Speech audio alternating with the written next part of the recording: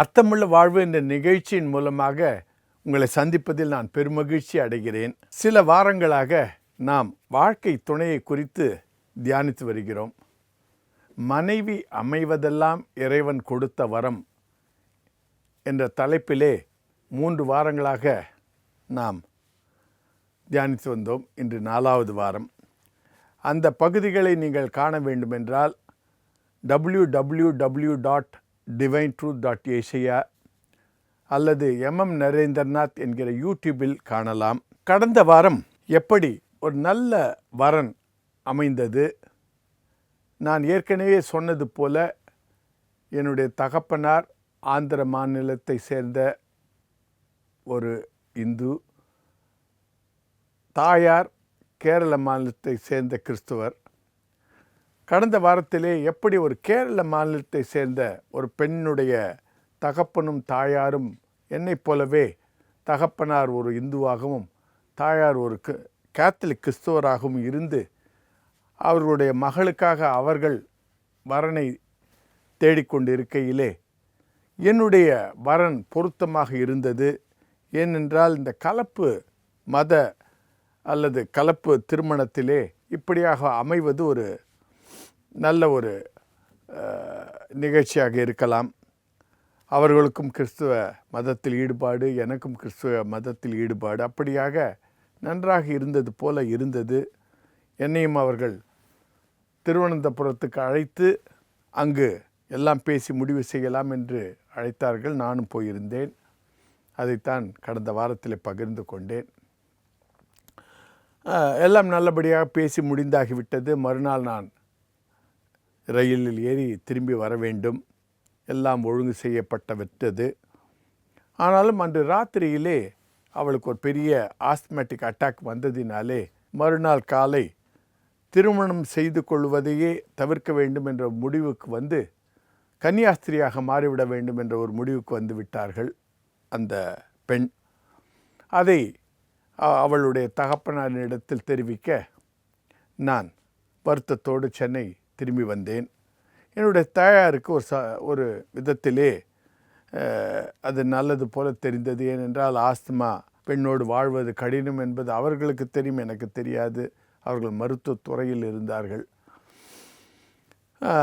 இந்த முறை மேட்ரிமோனியல் அட்வர்டைஸ்மெண்ட்டிலே என்னுடைய தந்தையாரை அதில் இணைக்காமல் நானே போய் அந்த விளம்பரத்தை பதிவு செய்துவிட்டு என்னுடைய உத்தியோக அட்ரஸை விலாசத்தை கொடுத்து சென்று விட்டேன். அங்கு சென்ற பிறகு வரும் வரன்களையெல்லாம் நானே தேர்வு செய்து கொள்ளலாம் என்பது என்னுடைய நோக்கம். ஆனாலும் அங்கு போன பிறகு ஒரு கடிதம் கூட எனக்கு வரவில்லை. ஆச்சரியமாக இருந்தது.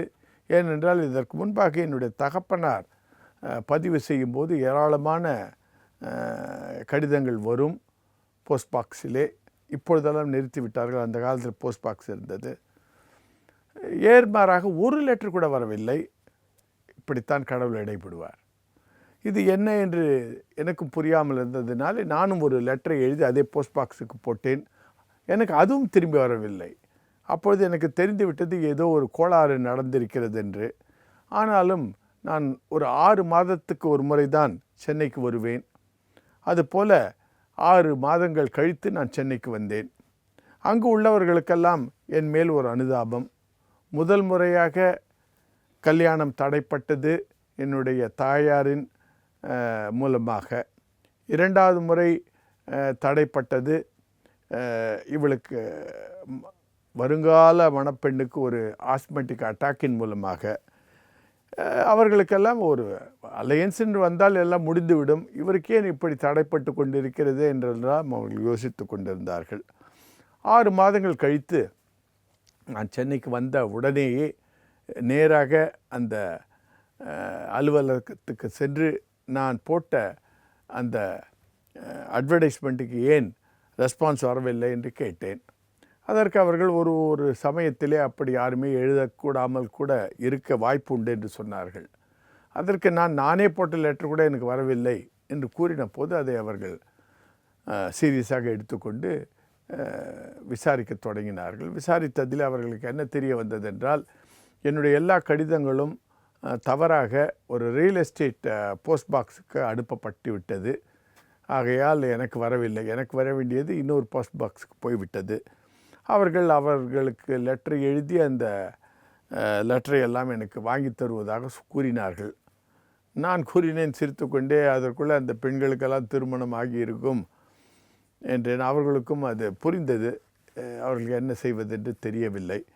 என்னிடமே கேட்டார்கள், என்ன எதிர்பார்க்கிறீர்கள் என்று. நான் சொன்னேன், இலவசமாக இன்னொரு முறை கரெக்டாக பதிவு செய்யுங்கள், இந்த முறை தவறில்லாமல் எனக்கு அனுப்பி வையுங்கள் என்றேன்.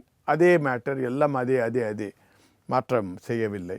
அவர்கள் அதற்கு ஒப்புக்கொண்டார்கள் ஏனென்றால் முதன்முறையாக அவர்களால் செய்ய இயலவில்லை. இந்த முறை அந்த அட்வர்டைஸ்மெண்ட்டை கொடுத்துவிட்டு என்னுடைய விலாசத்தை அங்கு கொடுத்துவிட்டு நான் திரும்பி சென்றேன். இந்த முறை பல ரெஸ்பான்ஸ் வந்தது. ஆனாலும் ஒன்று கூட உருப்படியான ரெஸ்பான்ஸாக இல்லை. இதற்கு முன்பு போட்ட ரெஸ்பான்ஸ் அட்லீஸ்ட் ஒரு 3-4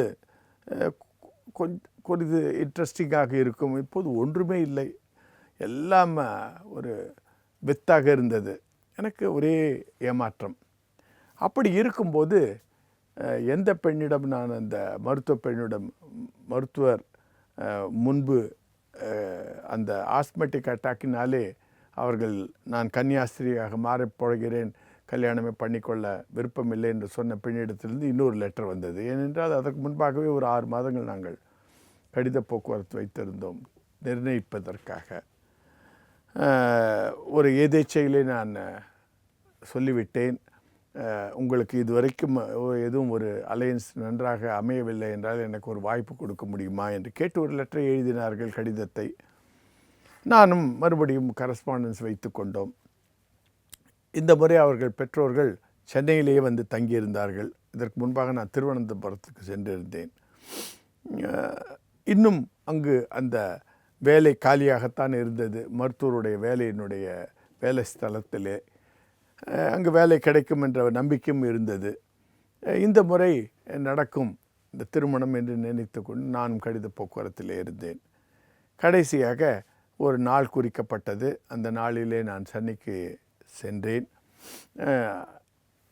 அந்த மகளும் அங்கிருந்து கேரளத்திலிருந்து வந்திருந்தார்கள். பெற்றோர்கள் சென்னையிலே தங்கியிருந்தார்கள். அவர்களை போய் நான் சந்தித்தேன். அவர்கள் தேவாலயத்தை நிர்ணயித்தார்கள். என்னை அவர்களுடைய ஆலயத்துக்கு கொண்டு போனார்கள். பெரிய தேவாலயம். அவர்கள் கத்தோலிக்கர்கள். ஒரு பெரம்பூரில் பெரிய தேவாலயத்தை கொண்டு சென்று அங்கு பெற்றோர்களும் நானும் அவர்களும் எல்லோரும் கையொப்பமிட்டோம். திரும்பி வந்த பிறகு அவர்கள் மகளுக்கு வேண்டிய எல்லா ஆணி அபகரணங்கள் எல்லாம் வாங்க ஆரம்பித்தார்கள். ஜுவல்லரி பாப்பாலில் போய் என்னென்னமோ வாங்கி கொண்டு வந்தார்கள். நாங்கள் ஒன்றும் கண்டிஷன்லாம் போடவில்லை. தகப்பனார் வெரி எஜுகேட்டட் பீப்புள். தகப்பனார் சீஃப் இன்ஜினியராக இருந்தார், தாயார் ப்ரொஃபஸராக இருந்தார்கள். மகளுக்கு வேண்டிய எல்லாவற்றையும் வாங்கி வைத்தார்கள். அவர்கள் சொன்னார்கள், எங்களுக்கு வேண்டியது நாங்கள் வாங்கிக் கொள்கிறோம், உங்களுக்கு வேண்டியது நீங்கள் வாங்கிக் கொள்ளுங்கள், ஸோ தட் இந்த முறை துரிதமாக செய்து முடித்து விடலாம் என்று. எல்லாம் நல்லபடியாக போய் கொண்டிருந்தது. மறுநாள் நான் ஊருக்கு கிளம்ப வேண்டும். தேதி குறிக்கப்பட்டது, ஆலயம் குறிக்கப்பட்டது. கிளம்பலாம் என்று போவதற்கு முன்பாக அவர்கள் வீட்டுக்கு சென்று விடை பெற்று கொண்டு வரலாம் ஒரு முறை கடைசியாக என்று போகும்போது, எப்படி திருவனந்தபுரத்தில் ஒரு அழுகை சத்தம் இருந்தது, அதே போல இங்கேயும் அழுகை சத்தம் அன்றும் இருந்தது. எனக்கு ஒன்றுமே புரியவில்லை. உட்கார்ந்து கொண்டிருந்தேன். அப்பொழுது தகப்பனார் சிறிது நேரம் கழித்து வெளியே வந்தார். வந்து சொன்னார், ஐயா, நேற்று கையொப்பமிட்டு வந்த பிறகு அந்த பாதிரியார் என் மகளையும் என் மனைவியும் நன்றாக ஏசிவிட்டார். அது எப்படி கத்தோலிக்கருக்கு ஒரு வரனை எடுக்காமல் நீங்கள் கத்தோலிக்க மதத்திலிருந்து வேறு ஒரு வரனை எடுக்கிறீர்கள், இது கடவுளுக்கு ஒப்பாது என்றெல்லாம் சொல்லி திட்டியதினாலே அவர்கள் இந்த வரனுக்கு மேற்கொண்டு போக சித்தமில்லாமல் இருக்கிறார்கள். அதற்கு மேலாக என்னுடைய மகள் இந்த முறை நிச்சயமாகவே கன்னியாஸ்திரி ஆகிவிட வேண்டும், யாருக்கும் ஒரு பாரமாக இருக்கக்கூடாது என்ற ஒரு பெரிய முடிவுக்கு வந்துவிட்டாள். ஆகையால் அவள் கல்யாணமே செய்து கொள்ளப் போவதில்லையாம். ரொம்ப சாரி, உங்களை 2வது முறையாக நாங்கள் வருத்தப்படுத்துகிறோம், உங்களை வேதனைப்படுத்துகிறோம், உங்களை தொல்லைப்படுத்துகிறோம் என்று சொல்லி நீங்கள் போகலாம். எல்லாம் ஜுவல்ஸு, சாரி எல்லாம் வாங்கிவிட்ட பிறகு இந்த டிசிஷனுக்கு வந்தார்கள். நானும் ஏமாற்றத்தோடு சென்னையிலிருந்து என்னுடைய வேலை ஸ்தலத்துக்கு சென்றேன். என்னுடைய நண்பர்களுக்கெல்லாம் ஒரு பெரிய வருத்தம். ஏன் இந்த நண்பருக்கு மாத்திரம் இப்படி ஒன்றாக தடைப்பட்டு போய்கொண்டிருக்கிறது என்று. அப்பொழுது எனக்கு தெரியாது இந்த தடைகளுக்கு பிறகு ஆண்டவர் பெரிய ஆசீர்வாதத்தை வைத்திருக்கிறார் என்று. அப்பொழுது கடவுளிடத்தில் அவ்வளவு நம்பிக்கை, ஈடுபாடு எல்லாம் இல்லாத காலம். பயம் இருந்தது, வேதத்தை படிப்போம். ஆனாலும் இப்படி ஒரு ஏமாற்றத்தின் மேல் ஏமாற்றம் வரும்போது துவண்டு போய்விடுகிறோம். அங்கு போய் சேர்ந்த பிறகு கொஞ்ச நாட்களிலே அந்த மெடிக்கல் போஸ்ட்டும் இன்னொரு டாக்டர் மூலமாக ஃபில் ஆகிவிட்டது, பூர்த்தி செய்யப்பட்டு விட்டது. இப்பொழுது அதற்கும் வழி இல்லை. கல்யாணம் நடப்பதில்லை. அங்கு அந்த வேலையும் போய்விட்டது. இப்பொழுது நான் நினைத்தேன், நான் இங்கிருந்து வேலையை ராஜினாமா செய்துவிட்டு இங்கிருந்து செல்ல வேண்டும் என்ற ஒரு முடிவுக்கு வந்தேன். ஏனென்றால் என்னுடைய எல்லா நண்பர்களும் ஆல்மோஸ்ட் எல்லாரும் திருமணம் செய்து கொள்ளப் போகிறார்கள். நான் ஒருவன் மட்டும் தனியாக இருக்கேன். எனக்கும் வயது 27, 28 நெருங்கிவிட்டது. அப்பொழுது அப்படி போய்விடலாம் என்று எண்ணிக்கொண்டிருக்கும்போது வருகிற எல்லா சிச்சுவேஷன் வேக்கண்ட் பார்க்கும்போது அந்த நடுநிலையிலே வேலைக்கு அணுகும்போது எல்லோரும் மேல்நிலை படிப்பு MBA இருக்கிறதா என்று கேட்கிறார்கள். இந்த காலத்தில் போல அல்ல. அந்த காலத்தில் MBA சீட்டுகள் குறைவாகவே இருந்தது.